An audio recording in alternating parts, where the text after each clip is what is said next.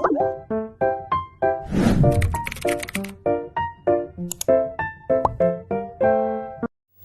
semua, nama saya Sandi Bagus Pranata Batiar.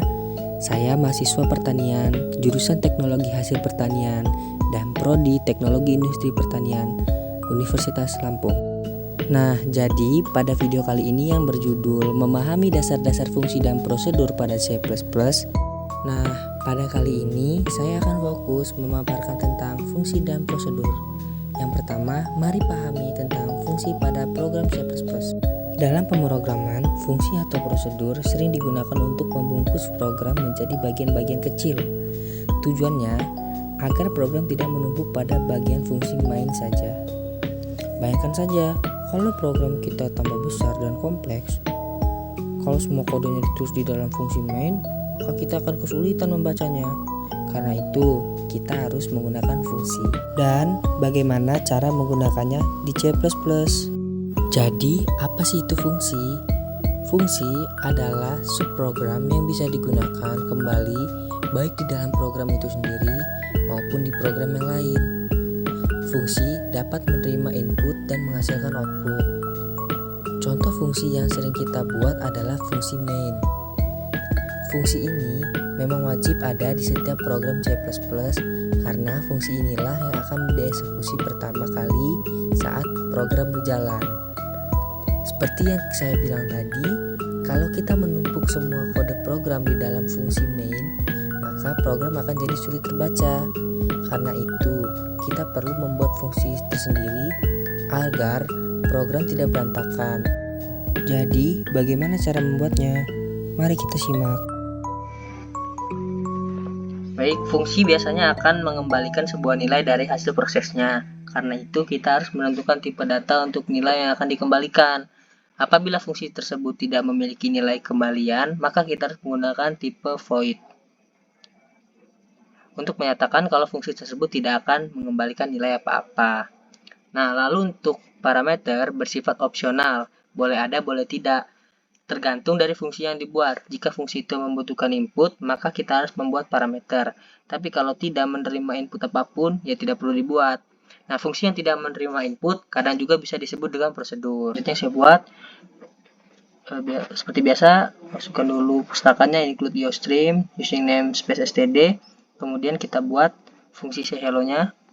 Ini void sayHello, cout-nya hello selamat datang. Kemudian in main-nya kita untuk memanggil fungsi sayHello. Kemudian return, lalu kita run. Nah, jadi hasilnya fungsi sayHello dapat kita panggil berkali-kali pada fungsi main. Baik, selanjutnya deklarasi dan definisi fungsi. Jadi pada contoh sebelumnya kita membuat fungsi dengan cara mendefinisikan langsung fungsinya. Ternyata kita juga bisa membuat dengan deklarasi loh. Contohnya seperti ini. Seperti program yang sudah saya buat barusan. Jadi apa bedanya dengan yang tadi? Jika yang tadi kita membuat fungsi secara definisi, kita harus membuat fungsinya di atas fungsi main. Jadi ini, kita harus buat di atas ini. Nah, jika dibuat di bawah fungsi main, maka programnya akan error. Soalnya program C++ ini dieksekusinya dari atas ke bawah. Tapi berkat deklarasi, masalah ini bisa teratasi. Jadi kamu pilih cara yang mana, deklarasi dulu atau langsung didefinisikan secara fungsi. Contoh fungsi yang mengembalikan nilai. Jadi fungsi ini tidak dapat mengembalikan apa-apa karena tipe data yang diberikan pada nilai kembalian adalah void. Nah, fungsi juga harus menghasilkan output. Mengapa? Karena kita membutuhkan hasil dari fungsi tersebut untuk digunakan pada proses berikutnya. Kita bisa menggunakan kata kunci return untuk mengembalikan nilai dari fungsi. Baik.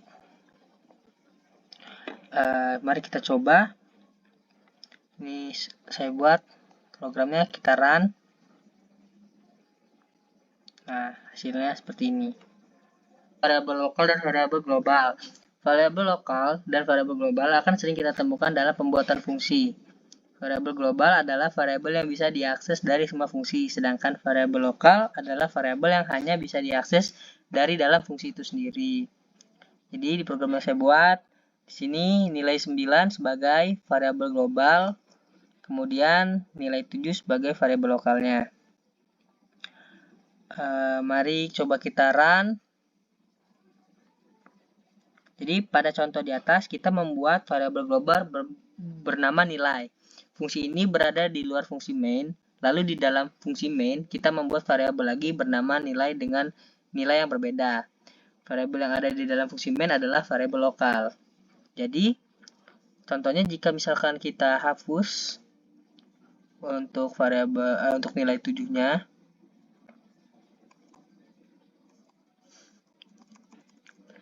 kemudian kita run. Nah, nilai yang keluar adalah nilai 9 karena yang dipakai adalah variabel global. Baik, yang terakhir fungsi rekursif pada C++. Jadi fungsi rekursif ini adalah fungsi yang memanggil dirinya sendiri. Maksudnya apa tuh? Jadi biasanya kita memanggil fungsi pada main atau fungsi yang lainnya. Namun pada fungsi rekursif ini, fungsi itu akan memanggil dirinya sendiri di dalam tubuh fungsi. Nah, biar jelas, coba perhatikan berikut. Coba kita run program ini. Kita misalkan 6. Nah, mengapa hasilnya bisa 21? Karena kita menginputkan nilai 6, maka akan sama dengan 1 tambah 2 tambah 3 tambah 4 tambah 5 dan tambah 6. Jadi hasilnya adalah 21. Nah, jadi apa kesimpulan dari video yang saya buat ini? Intinya saat kita membuat program yang besar dan kompleks, kita harus menggunakan fungsi. Biar kode program yang kita tulis tidak berantakan dan mudah dibaca. Baik, yang terakhir ada manfaat dari fungsi, yaitu fungsi memudahkan pemrograman untuk membagi program menjadi unit-unit yang lebih kecil dan terorganisir dengan baik, memudahkan pemeliharaan dan pengembangan kode. Adapun kelebihan dari fungsi, memberikan modularitas, reusabilitas, dan abstraksi dalam pengembangan perangkat lunak, serta kelemahan dari fungsi adalah overhead dalam pemanggilan dan kemungkinan kesalahan pemrograman. Namun, kelebihan seperti modularitas yang baik, pembelajaran kode yang mudah, dan pengurangan duplikasi kode membuat fungsi menjadi alat yang kuat dalam pemrograman. Mungkin cukup sekian presentasi yang dapat saya sampaikan. Bila ada kesalahan saya minta maaf, kepada Allah saya mohon ampun. Billahi taufiq wal hidayah. Wassalamualaikum warahmatullahi wabarakatuh.